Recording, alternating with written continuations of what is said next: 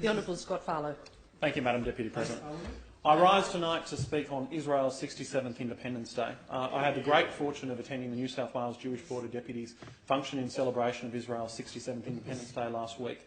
Of course, the 67th Independence Day of Israel marks a great occasion of where the State of Israel was formed under the leadership of Ben-Gurion back in 1948. And it is so important for the Jewish people to have a home, and so important for the Jewish people who have been denied their land for 2,000 years to be reunited in that homeland, that Zion, which is so important for them. I want to make some reflections this evening on some of my past experiences with the Jewish community in Australia as well, particularly in a very personal sense.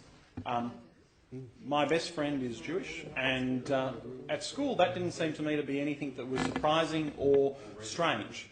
And so when it was talked about in a Jewish poet, I raised up that Eugene was Jewish, and found it very surprising when he told me afterwards that that wasn't something that I should mention and something that should be kept quiet. Unfortunately, I found out why that was the case, as he was unfortunately assaulted by some students following that. And that has always stood with me. And unfortunately, anti-Semitism still exists within our society today.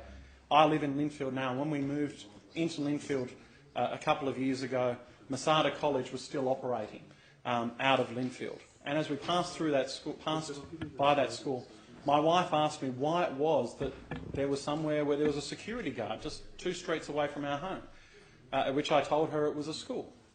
And she was shocked and appalled and couldn't believe, why would a school need a security guard on a Saturday? Why would this be something that needed to happen?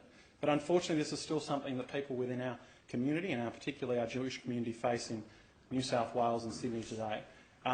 We still have the issue, and the Jewish Board of Deputy fights on this constantly. You know, if you were to go to the Jewish Board of Deputies offices, where they are definitely more secure than this Parliament, and they are more secure than probably anywhere else in this city and this state, except for maybe the United States Consulate, because there still exists a threat, unfortunately, within our community, and it is a threat at our Jewish community in New South Wales. I denounce this threat to community safety, whether it be for the Jewish community or for any other community throughout New South Wales. No group within our society should be forced to live in this way and should be forced to live with this spectre over their head. And I'm sure this House and every member of this House would unite in condemning all forms of racism, all forms of violence and all forms of terrorism wherever they may exist. And I'm sure this House would do that, and I'm sure all honourable members would join me in expressing that.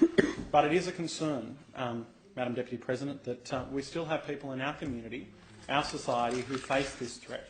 We have people students who go to school and who routinely face threats, routinely face bomb threats and calls, who are schooled at the age of 6 or 7 in how to evacuate the school, where safe areas are. And unfortunately, that is something that should not be happening in our society and should not be happening in New South Wales. And I stand shoulder to shoulder with the Jewish community in facing that. Madam President, I'm delighted to hear of the Premier's calls last week at the Israel's Independence Day function that he would be leading a delegation of Australian businesses to Israel. It is important that we improve our trade relations with Israel, which is a dynamic economy in the Middle East, a dynamic economy, and Palestine and anywhere else that would welcome trade.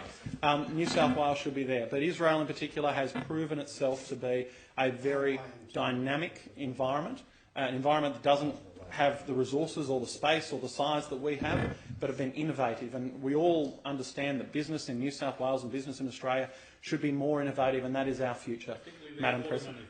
Sorry, with water management, with technology, with IT, whatever it may be, we need to be on that new frontier. And anything we can have to help us and assist us from overseas, and any investment, as the Honourable Dr Phelps was talking about before, whether it comes from overseas, wherever it may come, we welcome it, because it means a growing Australian economy and growing Australian jobs.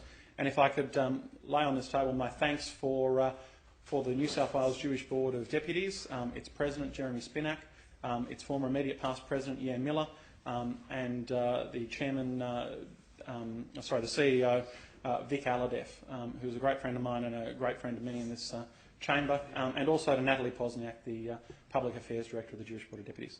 Thank you.